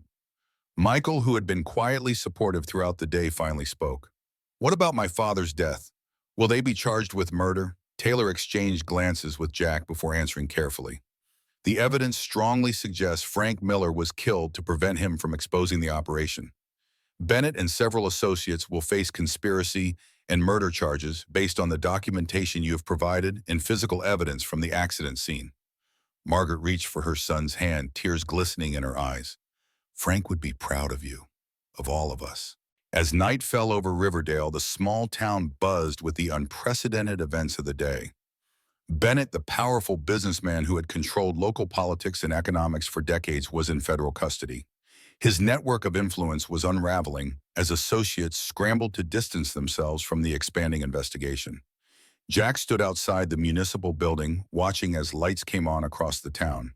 For the first time in years, he allowed himself to feel a sense of completion, of promises finally fulfilled. Taylor joined him, offering a cup of coffee. You should know we found human remains at an abandoned section of the mine property.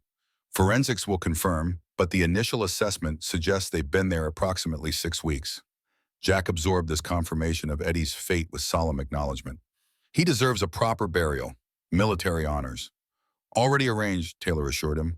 His service record will be amended to reflect his continued operations and ultimate sacrifice. They stood in companionable silence, two aging men who had carried the weight of their pasts long after others had moved on. What will you do now? Taylor finally asked. After all this is resolved. Jack had asked himself the same question throughout the day.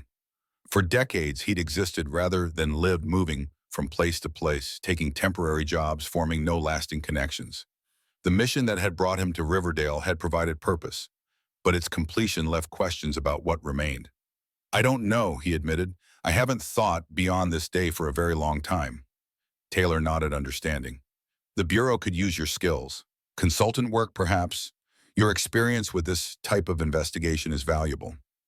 Jack considered the offer. "Maybe, but not immediately. There are other matters to attend to first." The following morning brought clearer perspective. Jack met with Margaret and Michael at the diner, which had reopened despite the extraordinary circumstances. The crossroads had become a gathering place for locals seeking information about Bennett's arrest and the federal investigation that had descended on their quiet town. "Business is booming," Margaret observed with grim humor as she joined Jack at a corner booth. "Nothing like a corruption scandal to bring in customers." Jack smiled slightly. "People are processing a significant shift in their understanding of their community. It's natural to seek connection during such times." Michael slid into the booth beside his mother, his young face showing the strain and relief of recent events. "The FBI says they'll be concluding the active investigation phase soon. Most of the agents will be leaving by the end of the week, though the case will continue at the federal level." "And Bennett?" Jack asked. "Transferred to federal custody in Cincinnati. The state charges have been superseded by federal indictments: drug trafficking, racketeering conspiracy, and murder." Jack nodded, satisfied that justice was proceeding. "Have they released Eddie's remains?" "Yes," Margaret confirmed. "Sarah is arranging a military funeral for next week. She asked if you'd be there." "Of course." Jack paused, considering his next words carefully. "I've been thinking about Frank's legacy, this diner, your future. Bennett's arrest doesn't immediately resolve the financial pressures his actions created." Margaret straightened, pride evident in her bearing. "We'll manage. The bank has already contacted us about restructuring our loan now that Bennett's influence is removed. And business is improving." "I'd like to help," Jack said simply. "Not with money, but with work, if you'll have me." Michael looked surprised. "You want to stay in Riverdale?" "For a while, at least." Jack glanced around the diner at the photographs on the wall, the worn counter where he'd first encountered Margaret, the community that Frank had served faithfully. "Frank believed in this place, in the people here. I'd like to understand why." Margaret studied him thoughtfully. "The apartment above the garage is yours for as long as you want it, and we could use help with maintenance around here. Frank always handled those things." It was a simple offer, but Jack recognized its significance. Not charity, but opportunity. A chance to contribute, to belong somewhere after decades of transience. "Thank you," he said sincerely. "I'd like that." The conversation shifted to practical matters: repairs needed at the diner, preparations for Sarah's return to normal life, Michael's college aspirations, now that the shadow of Bennett's influence had been lifted. Later that day, Jack rode his motorcycle to the cemetery where Frank was buried. The late afternoon sun cast long shadows across the neatly maintained grounds as he located the simple headstone. Frank Miller, 1946 and 1984, beloved husband, father, friend he served with honor. Jack stood silently before the grave, memories of their shared past mingling with more recent events. He removed from his pocket the St. Christopher medal Margaret had given him, Frank's protection during countless missions. "Mission accomplished, old friend," he said quietly, placing the medal against the headstone. "Eddie's found, Bennett's finished. Your family's safe." The simple ceremony brought unexpected peace, not the complete resolution of decades of guilt and regret, but a step toward acceptance of what could not be changed, in acknowledgement of what had been accomplished. The following spring, on Memorial Day, a special ceremony was held at Riverdale's Veterans Memorial. A new plaque was unveiled honoring Frank Miller and Eddie Thompson. The citation recognized their extraordinary courage and commitment to truth in the face of corruption and danger. The ceremony was attended by veterans from across the state, many learning for the first time about the decades-long fight against corruption that had ended in their quiet Midwestern town. The citation concluded with words that Jack had suggested, words that captured what Frank and Eddie had stood for. They never stopped serving, never stopped fighting for what was right. Their war didn't end when they came home, it just changed battlefields. As the plaque was unveiled, Sarah Thompson stood beside Margaret Miller, two women who had carried the weight of their husbands' missions long after most had forgotten. Jack stood behind them, his hand lightly touching Margaret's shoulder, a silent promise to both the living and the dead. A week later, Eddie Thompson was laid to rest with full military honors. Veterans from across the county attended, many learning for the first time the true story of his service and sacrifice. Jack stood beside Sarah during the ceremony, supporting her as the flag was presented. The rifles fired their salute and taps echoed across the hillside cemetery. "He never lost faith in you," Sarah told Jack afterward, "even when years passed without contact. He believed if the truth ever emerged, you'd be part of making it right." "I wish I'd known he survived," Jack replied, "that he came back." Sarah's expression held no accusation. "You both did what you could in impossible circumstances." He understood that. The funeral reception was held at the Crossroads Diner, now becoming a symbol of community resilience in the aftermath of Bennett's fall. Local business owners, farmers, and workers gathered to honor Eddie and to process collectively the revelations about the corruption that had influenced their town for decades. Jack observed the interactions with interest, noting how the community was already beginning to recalibrate, discussing new leadership for vacant positions, planning economic initiatives not dependent on Bennett's vision for the town. Robert Taylor approached, having attended the funeral in an official capacity. "The investigation is proceeding well," he reported quietly. "Lawrence has agreed to cooperate in exchange for consideration. His testimony will solidify the historical aspects of the case." "Good," Jack acknowledged, "though it's the present-day justice that matters most to the people here." Taylor nodded agreement. "The U.S. Attorney believes this case will result in one of the most significant corruption prosecutions in recent memory. Multiple jurisdictions, decades of operation connections to high-level officials. And Frank and Eddie will be recognized for their roles in exposing it." "Absolutely. Their persistence and courage were extraordinary." Taylor hesitated, then continued more personally. "The Bureau's offer still stands when you're ready." Jack appreciated the opportunity but remained non-committal.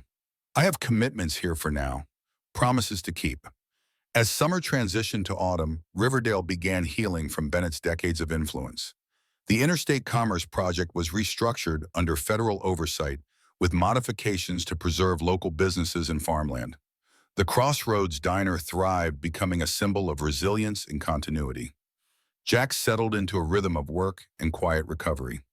He repaired the diner's aging infrastructure, helped Margaret modernize operations, and occasionally provided guidance to Michael as he prepared for engineering studies at the State University. On a cold February evening 6 months later, Jack stood beside Margaret as Michael received his first semester honors at State University's engineering program. The young man had Frank's intelligence and determination, now thriving away from Bennett's shadow. "He's going to design bridges that last a century," Margaret said proudly as they drove back to Riverdale through gently falling snow. "Frank would be proud," Jack replied, "of both of you." When they reached the farmhouse, Margaret hesitated before leaving the truck. "You know, when Frank first came back after being released, he was lost too. Took him years to find his way back to himself." Jack studied her face in the dashboard light. "How did he manage it?" "One day at a time," she answers simply. "And he wasn't alone." Her hand found his in the darkness, a contact both understood, required no rush, no definition. The next morning, Jack hung the photograph of the three young soldiers in its new place above the diner's counter, finally feeling worthy of his inclusion in the image. The road to redemption continued, but for the first time, Jack Lawson was no longer traveling it alone. In December, with the first snow falling across Riverdale, the federal prosecution of Maxwell Bennett concluded with multiple convictions and a 40-year sentence. The former Judge Lawrence received 15 years for his role in the conspiracy, his testimony helping secure convictions for others in the network. The evening the verdicts were announced, Jack, Margaret, Michael, Sarah, and Bill Harmon gathered at the diner after closing. No formal celebration, simply acknowledgement of a chapter finally concluded. To Frank and Eddie, Harmon proposed raising his coffee cup, who never stopped fighting for truth. They honored the toast silently, each reflecting on the journey that had brought them together. Later, as the others departed, Jack remained at the counter, studying the photograph of three young soldiers that still hung on the wall himself, Frank and Eddie, before the world changed them all. Margaret joined him, following his gaze to the image. "Sometimes I wonder how different things might have been if you'd all come home together. If there had been no betrayal." Jack considered this alternate history thoughtfully. Different, certainly, but not necessarily better. Frank found purpose here, building something meaningful, raising a family, serving his community. Eddie dedicated himself to exposing corruption that harmed thousands. Even in my wandering, I found my way back here when needed. And now, Margaret asked? Now I honor their example, Jack replied simply, by continuing the mission in my own way.